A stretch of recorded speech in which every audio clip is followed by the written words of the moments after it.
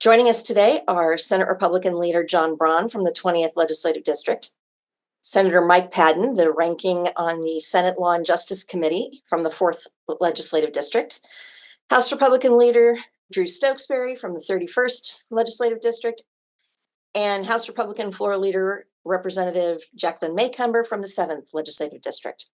With that, I will defer to Senator Braun to give opening comments. Well, thank you, Kim. Thanks to everybody for being here this morning. We're getting close to the end.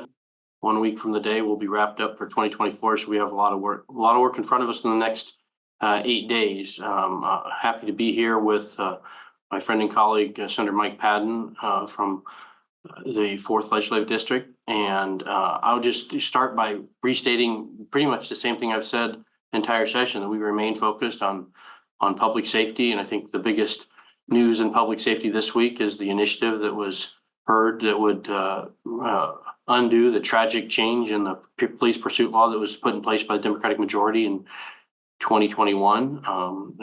We're focused on affordability. We heard, of course, the initiative that would prohibit income tax here in the state of Washington, which really is prohibited by the Constitution and is culturally, not a thing that we're interested in. The voters have opposed that, I think, 11 times or 12, depending on how you count, I suppose. I think the biggest fight is in front of us on affordability in the next week is going to be on a bill that may come up in the Senate today, having to do with the provision of natural gas to customers, particularly in Western Washington. But this is a bill that would expedite the transition from gas to electric in a way that lands squarely on the backs of working Washingtonians. It would significantly increase the rates. We're already seeing significantly increased rates. We hear about that from our constituents every day for gas, for heating, energy costs, and this bill would do more of that, unfortunately. And then finally, we're focused on education. Again, we heard an initiative yesterday that would give parents more rights with regard to their children's education. We know that the key to success in their education is involvement of parents, and this bill would improve that. So it's a good thing. There's a lot of things going on in education we continue to work on, but I'm not going to go into those unless I have a question. So I'm going to end pretty quickly and turn it over to Drew Stokesbury to do an introduction for the House. Yeah, thanks, Senator Braun. I'm Drew Stokesbury, and joining me today from the House is House Republican Floor Leader Jacqueline Maycumber. We'll echo a lot of what Senator Braun said. We've been talking all session about all the things that are broken here in Washington. We've got the fewest police officers per capita and skyrocketing crime rates. We are between 1 and 3 nationwide when it comes to things like auto theft and property crime.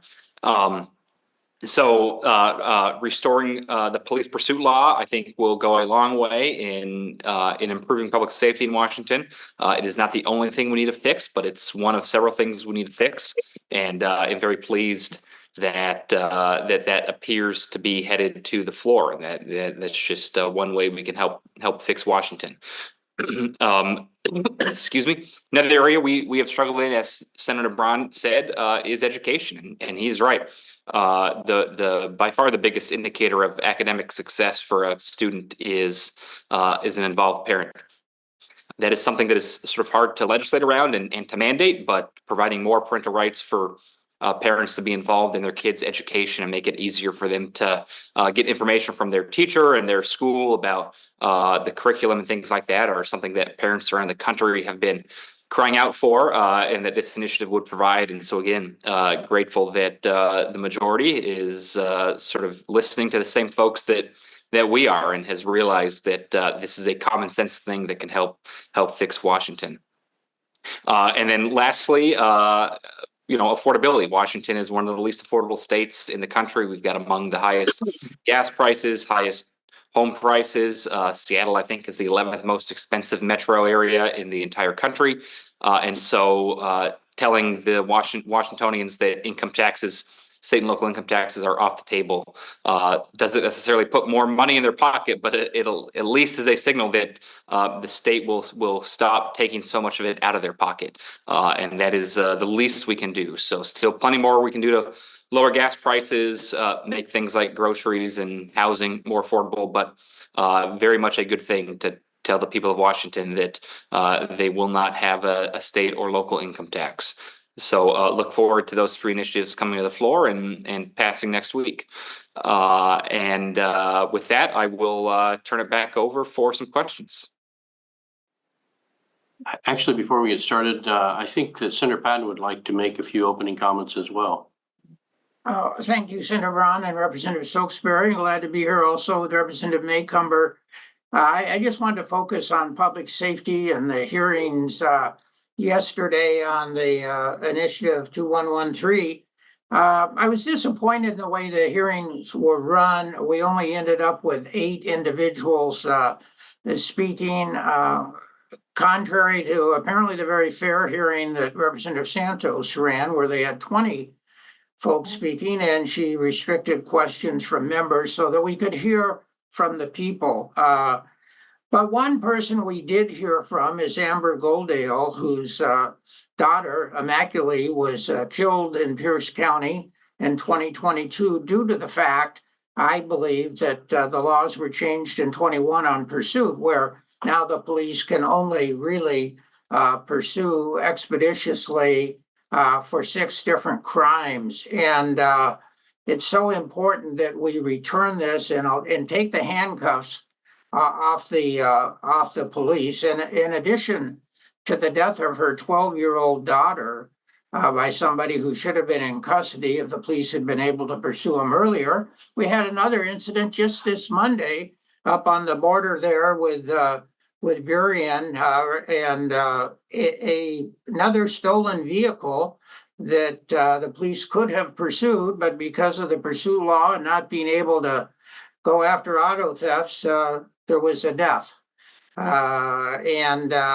This has happened far too often. So this is critical. It appears we will be voting on this Friday, and hopefully, as Representative Stokesbury said, be on the floor. 2 other things I just wanted to emphasize in the House Community Safety Committee. They killed 2 bills that really would have helped. One was a bill by Senator Linda Wilson that dealt with reckless endangerment on fentanyl. We have these little babies that are dying all over the state, where the parents or caregivers are so reckless that the little kids end up sniffing or whatever, consuming fentanyl and die. There's been a couple cases in Spokane and the Tri-Cities and a number in Western Washington. I just don't understand why they would not want to have more accountability and return that to a felony for reckless endangerment of fentanyl. The other bill, which the retail folks pushed so hard, was a bill I sponsored on habitual property offenders. Passed the Senate, both these bills passed the Senate and then died in Representative Goodman's committee.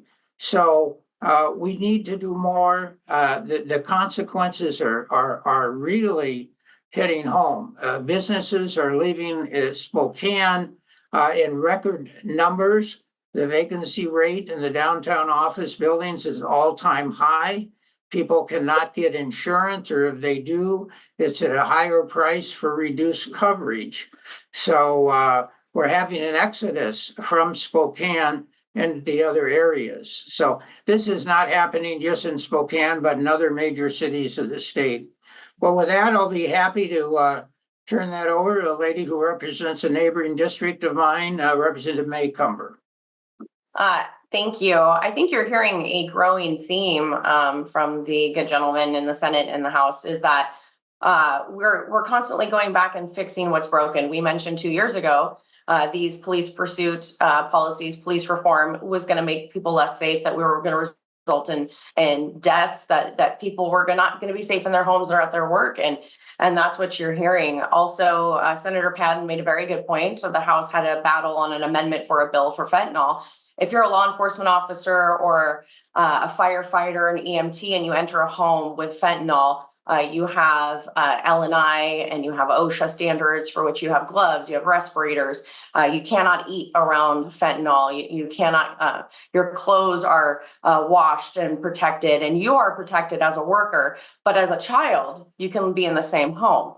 It's just astronomically a misunderstanding. We protect adults, but we don't protect children. It's shocking that's the way it would be. So the growing theme you see this year, especially with those initiatives, is you see people are speaking up and saying that the policies that were passed that we stood against do not work, and they make people less safe, and the things are less affordable. So this is a growing theme that we have to go back and fix what was broken.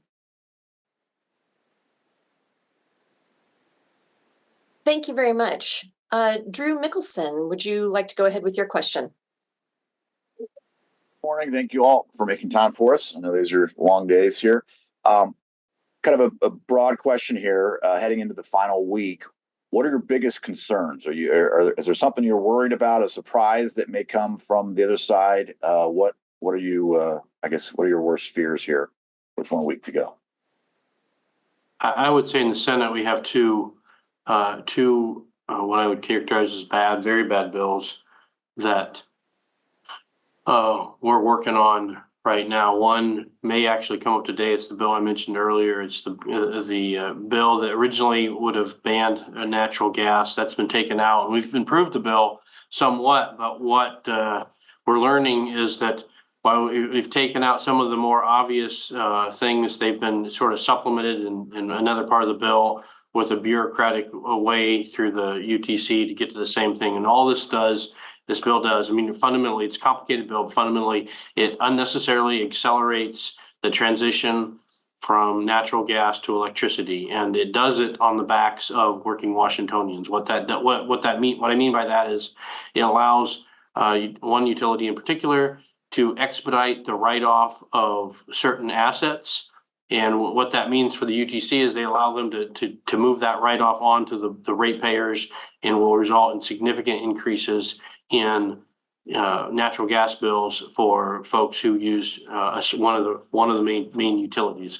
That's we shouldn't be doing that. It's not necessary to make the transition. We're doing fine, and to do this when they're already dealing with high gas prices as a result of the Climate Commitment Act, high energy costs are all already because of the Climate Commitment Act. To accelerate the process in a way that drives up cost even more just seems wrong-headed. It's what you've heard referred to as a luxury belief. The folks who really want this, they can afford to pay an extra 50 or 100% for their natural gas bill, or they can afford an electric car. But most of Washingtonians can't.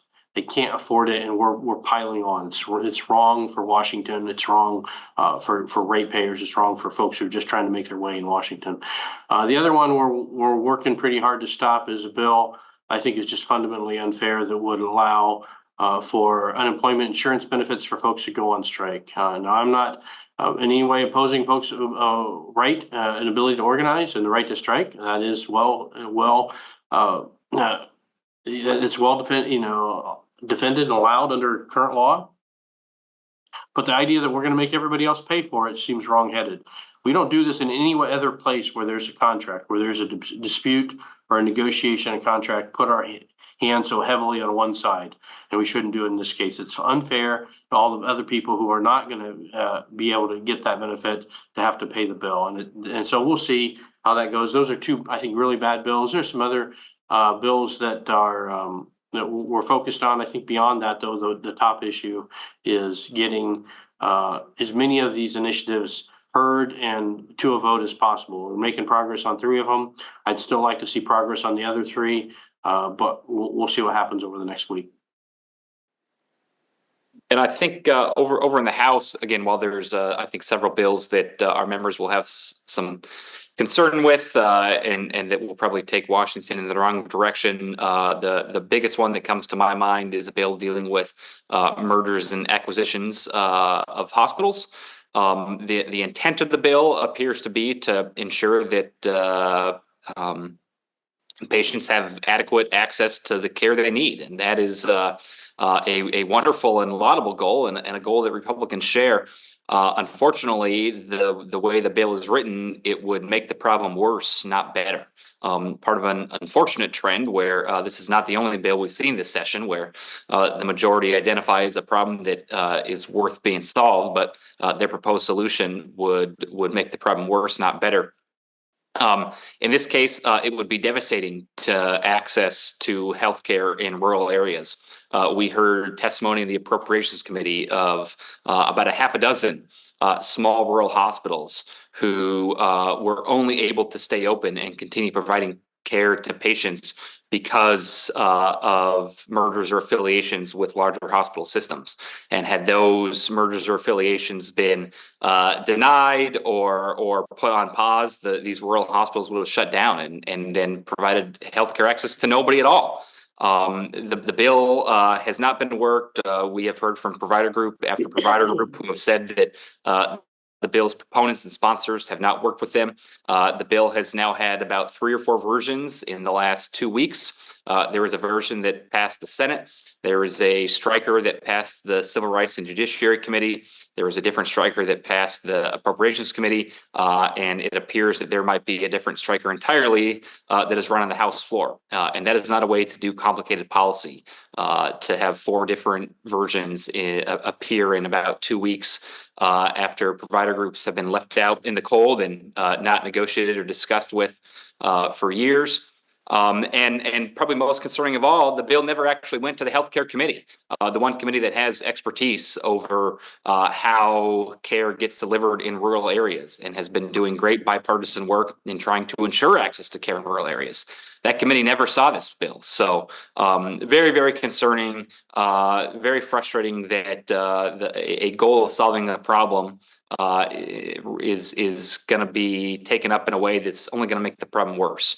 But that's probably the thorniest one and worst bill we have on our radar over here in the House.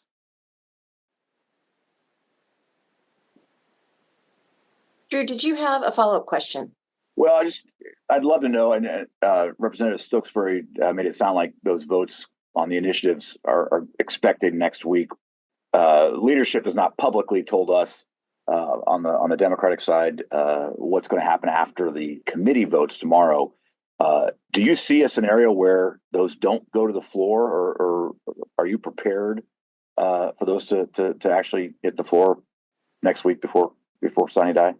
Yeah. Just let me be a little clear here. I was not attempting to sort of announce anything or say anything with certainty. Just looking at the schedule, the fact that they're still in committee, the fact that we've got House of Origin cut off, so we've got some internal deadlines coming up that these initiatives are not subject to.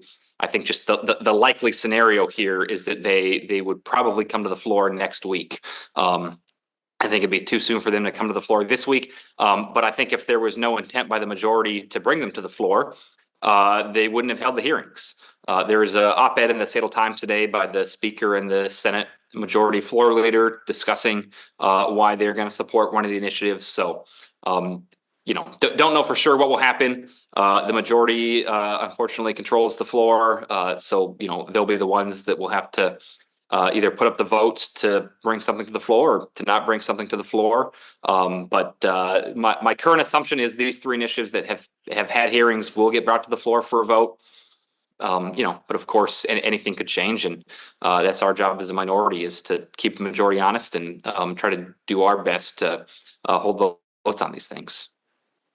And yeah, I would just say add to that, if I may, Drew. They haven't said specifically, but every conversation I've had with the Democratic Senate leadership has indicated they expect all 3 of them to come for a vote early next week. So I think anything can happen. They still have to make it through their caucus, but there's clearly a will to move the 3 that they heard out of the legislature and approve them.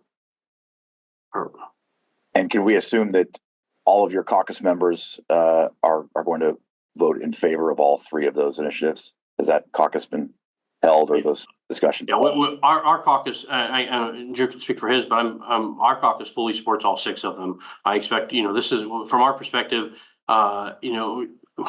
we could pick at little things here and there, but the reality is this is something that people, state of Washington, have long demanded, and this would be a gigantic win. So we'll fully support.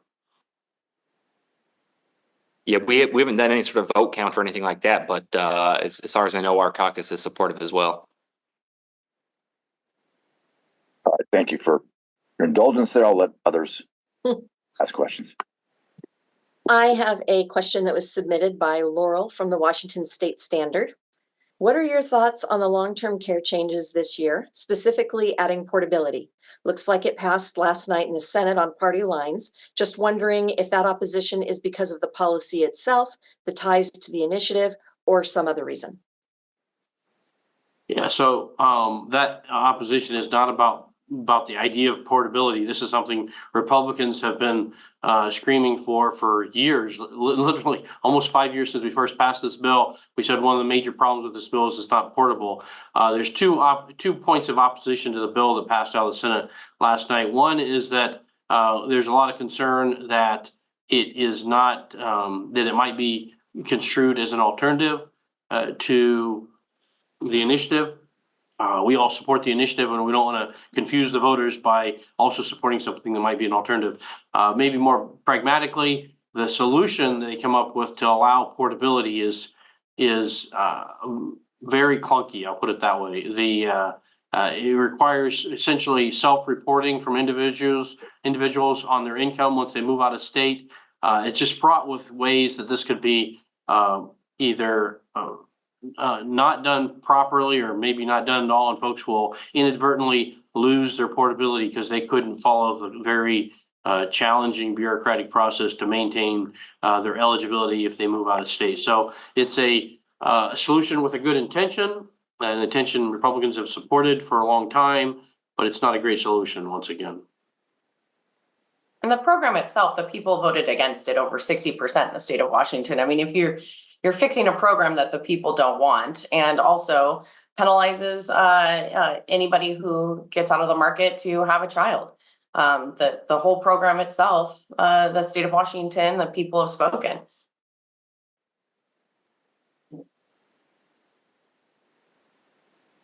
Great, thank you very much. Would Senator Braun, would you like to talk a little more about the three initiatives that have not gotten hearings, and any kind of a call to the majority to grant hearings for those? Actually, Kim, before you do that, I see John Stang is on. Does he have a question? John, did you have a question? Oh, that's right. We don't have your voice. All right. At least you smiled about it today. That's okay. Good. Yeah, I would be happy to talk about so we've been pushing pretty hard on all 6 initiatives for the entire session. I think that's true from both the House and Senate Republicans. And we're I think we're pretty pleased, even if some of the hearings didn't go, were not conducted in a way that we liked. It's good that we had a hearing. It's good that we have the opportunity to bring it to the floor potentially next week for the 3 that are moving. But we're still frustrated that we're not getting that kind of action on the other 3. Those other 3 also came with hundreds of thousands of votes from the people of the state of Washington. The Constitution is still very clear this should be our priority, and yet the Democratic majorities are refusing to grant even a hearing, let alone a vote on the remaining 3 initiatives. And that they're doing that by their own words because they think they know better than the people of the state of Washington. They've decided that these will be have unacceptable impact on the state of Washington without really listening or understanding the impact the current law is having on citizens around the state of Washington, whether it's on the Climate Commitment Act that has driven up fuel prices for people and make it hard for them to get to and from work, get their kids to and from school, whether it's the capital gains income tax, which is driving more and more investment out of our state. People are deeply worried that it's a small statutory change from the current capital gains tax to one that includes real estate that will affect nearly everyone in the state as they buy and sell homes, or if rental properties are purchased and sold, and there's an additional tax that drives up rental rates. So they're concerned that yet another tax, in this case a very volatile tax, it's hard to predict, is gonna once again drive up their cost of living. And they're concerned, as we just discussed, about the impact of the long-term payroll tax, that it's costing them money, and they know that very few of them, even the fiscal note admits less than half will actually see any benefit at all, and the ones that do see a benefit get a fairly minimal benefit when you look at the true cost of long-term care. It's a problem, a real problem, and this is a real bad solution, and they recognize that, and they want the ability to opt out and find a better solution. We've heard this before. Representative Corey was on with us a week ago, and I think he put it best. If the long-term care program was a privately offered program, two things. One, the insurance commissioner would never approve it. And two, people would never buy it because it's a bad deal. It's as simple as that. So these are three initiatives the people of the state of Washington are very frustrated about. They deserve a hearing, and ultimately they deserve a vote. The good thing about this is they will get a vote one way or the other. If we refuse to act as we should in the legislature, the people of the state of Washington will ultimately get their vote in November. Yeah, I will echo that as well. I mean, when it comes to long-term care, I mentioned a minute ago that the Speaker and the Senate Majority Floor Leader had an op-ed in the Seattle Times this morning. It was mostly talking about the parental rights initiative, but they did have a line about the long-term care initiative where they acknowledged that it would allow individuals to opt out, which is what Republicans have been saying all along, is that it is fine and good to try to figure out ways and strategies to provide long-term care coverage for those who want it, but we don't think it should be a requirement for those who don't want it. Just flies in the face of basic tenets of freedom of choice here in Washington. If you don't want to buy a product, you shouldn't have to buy a product. And so the initiative would just allow folks the ability to say we don't want to participate. Would that require further iterations to help ensure a liquid and available market for those that do want coverage? Yes, but this is something that we screwed up from the day we decided this was the route we wanted to go. It needs to be fixed one way or the other. And so if the legislature does not take up this initiative and it goes to the ballot, I hope that people pass it, and I hope that the legislature finally gets it right next session and figures out a way to provide affordable coverage for those who want it without mandating coverage for those who don't. When it comes to the Climate Commitment Act, it is a choice. Washington voters and drivers and residents will have a choice between paying 50 cents to $1 to show leadership and hope that places like China and India follow suit, or acknowledge that this is not a problem we can solve on our own, and we should not be taxing working class people to make a rhetorical point. I think it's unfair to ask my working class neighbors to pay an extra 50 cents to $1 in gas.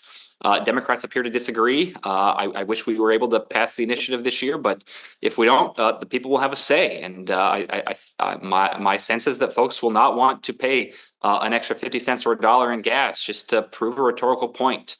And then the last of these, dealing with capital gains repeal. Again, as Senator Brown alluded to, we've seen income taxes in one form or another, including an income tax on high earners, fail at the ballot box. While yes, of course, only a small minority of Washingtonians would pay the capital gains tax in the current iteration, the concern that Republicans have, that the 400,000 people who signed the initiative have, is not that they'll have to pay the tax, but that eventually this tax will get expanded. The exemption will shrink and shrink and shrink until ordinary folks who are just trying to save a little bit of money in a pension or 401k are hit by the tax. And, eventually it will go from a excise tax on capital gains to a excise tax on earnings or an excise tax on payroll. Olympia never seems to have an appetite to cut taxes, only to increase taxes. And so this initiative is necessary to ensure that there is not another avenue for the majority party to go out and tax working class Washingtonians. So I hope that we have a hearing, and I hope that we bring it to the floor. But if not, I'm very glad that people will have a say come November. Great, thank you. And I just had a reporter send in a question for Representative Stokesbury, which is that all of the House Republicans voted against the House Democrat version of the supplemental operating budget. Would you like to weigh in on that budget and the opposition? Yeah, I think we have several concerns. It is not a very sustainable budget. It spends all of the state's reserves that were tucked away in the WRPTA account, Washington Recovery Plan Transition Account, or something like that. This was money that several years ago, when the economic growth rate was and employment growth rate was small enough, Democrats were able to move that money out of the rainy day fund on a simple majority vote. They didn't spend it; they just put it away in a different account that did not have constitutional protections. They spent every last dollar of it. It is not necessary, as the Senate Democrat budget shows. They did not spend any of that. So I think Republicans are concerned that we were concerned when that money was swept out of the rainy day fund several years ago, and we're concerned that it's being spent now in a way that isn't necessary. There are very few reserves left in the House Democrat proposal. The Democratic state treasurer represents the reserve level of around 10% that will help ensure the state maintains the best credit rating and can finance its capital projects and transportation projects at as low an interest rate as possible. The House Democrat budget reserves would end up at the end of the 4-year budget period at around 4 or 5%. And then, just fundamentally, House Republicans remain concerned about the single party process that House Democrats take that Senate Democrats do not take. Senate Democrats work closely with Senate Republicans and Senators Wilson and Gildon in crafting their budget. And there's plenty of things that Senate Republicans dislike in the budget, but they were included. They got to have conversations. They were in the room discussing each item and the merits and the way to structure different programs. House Democrats don't have that same collaborative attitude, and it's unfortunate. House Republicans represent about 3 million Washingtonians, about 40% of the state. Yet 99.9% of the budget decisions are made by one party that only represents 60% of the state. We think that's fundamentally unfair. It is not necessary. The Senate the last 2 years has shown that there is a way to include the minority party and still come up with the budget that maintains Democratic priorities. That's a much better and more collaborative way of doing things. We do it with the capital budget and transportation budget virtually every year. But House Democrats and their operating budget remain a significant outlier, and I think the people of Washington are much worse off for it. Thank you very much. And I think we'll wrap up for today. Senator Braun, would you like to give closing comments? Sure. Thank you. Thanks for being here. We, as I said at the beginning, we got a week left. We have some big debates in front of us. I will repeat the couple bills we're focused on here in the Senate. The one that would allow striking workers to access unemployment insurance and let everybody else pay for it. That's a fundamentally unfair bill. And then the bill that will, essentially allows the state's largest utility to take all the costs of complying with the Climate Commitment Act and pass them on to the consumers. Now, that's not necessarily an illogical position, but the fact of the matter is it's going to, by their own estimates, going to push, $7 to $10 billion of expense onto the ratepayers, the citizens of the state of Washington that rely on this utility to heat their homes, to provide energy for their homes. So this is a big deal. It's a big deal that's going to make Washington more expensive for regular Washingtonians who are already struggling with food, gas, housing, childcare, healthcare. We're going to make it that much worse for those same folks. It's the wrong answer. We need to rethink where we're going if we're going to get it right for the people of the state of Washington. So a lot going on in the next 2 weeks. We've talked about a lot this morning. We'll stay at it right up until the end. And I want to thank you all again for being here. I do want to mention, piggyback, Senator, that we have a House bill, the linkage bill, the CCA linkage bill, that is coming to the floor that we have grave concerns with. It does not direct the Department of Ecology to put the people's state of Washington interests in mind instead of international elites determining how much we will spend on these policies. And we have grave concerns for the people, for their food bill and House bill, just like The senator said that the people of the state of Washington cannot sustain this cost, and that increases everything from your energy to your fuel to your food costs. And once again, this linkage for CCA may devastate us, and it doesn't even direct the people that have our best interests in mind to make sure the people of Washington are protected. So we will be fighting that bill this week. I would just add that I don't have much faith in the Department of Ecology and the governor, who reminded us that there was only going to be only pennies that it was going to go up. And in my area, what it has done is sent a lot of people over to purchase gasoline in the state of Idaho, where it is 50 cents cheaper or more. So they're very questionable as far as their predictions of what the market's going to do.